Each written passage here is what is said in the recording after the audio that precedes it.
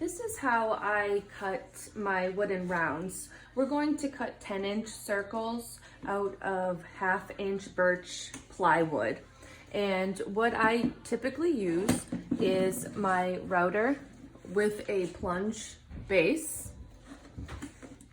I also need my drill bit that comes with the circle guide, the milescraft circle guide.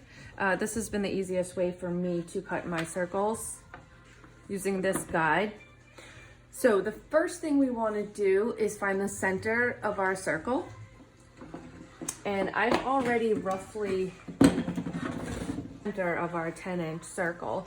So using the drill bit that comes with the milescraft circle guide, I'm going to drill a little hole in the center for the screw. And at first I was really concerned about having to put a circle in my wooden round. That might be the face of my board, but it's really not that big of a deal. It's so small, a little sand dust and glue or filler and sand it, and it pretty much goes away. So once you drill the hole, then I go ahead and put my drill bit back in the drill, because we're going to need that in order to attach the circle guide. So first thing we need to do with the circle guide is the screw that's here, we want to align that with the center of our circle. And I just gently screw in, put the saw and everything else aside for now. And this is where the router comes into play. So we have to actually attach the router to this circle guide. So before I do that, I use the indicator on the side here of the circle guide to measure the width of the circle, or diameter rather. So you should be able to slide this down to the size circle you want. So we're gonna do, well, we wanna do 10 inches, yeah. So we're gonna go, the O is for outside and the I is for inside. So I go right the outside circle for the 10-inch mark. And then you secure these down. And now we need to attach the router to the guide.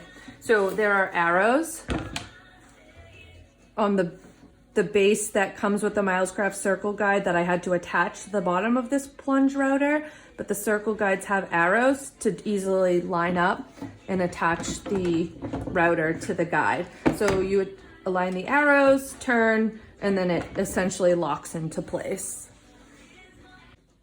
So I'm going to try to show you how I use this plunge router to kind of determine how far down I want my cut to go.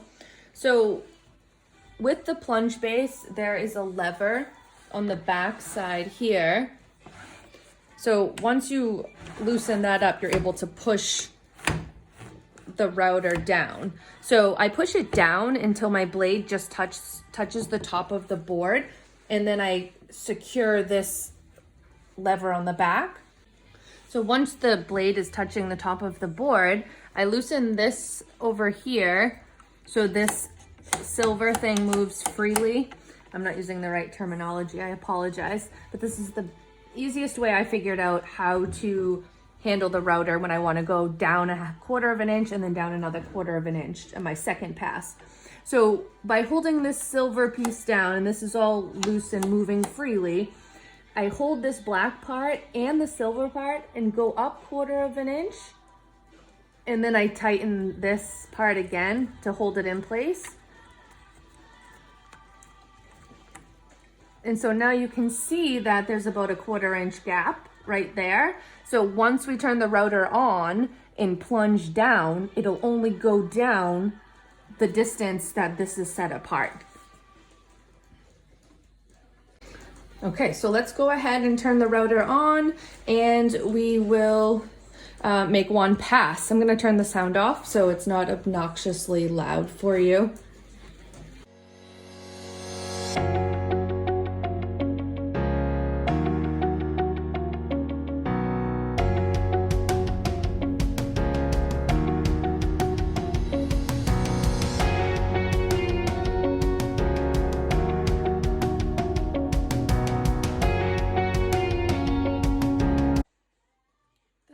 turn the router off and go down another 1/4 inch to make the last pass.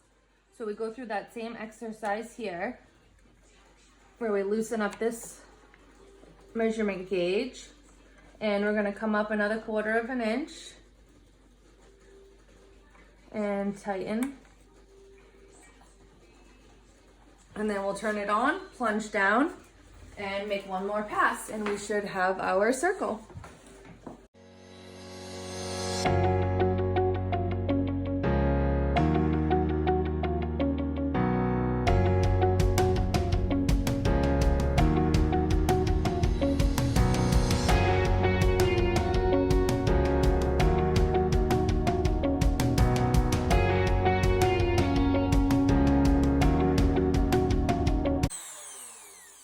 And so you feel it come loose once your circle is completely cut, but obviously it's still attached.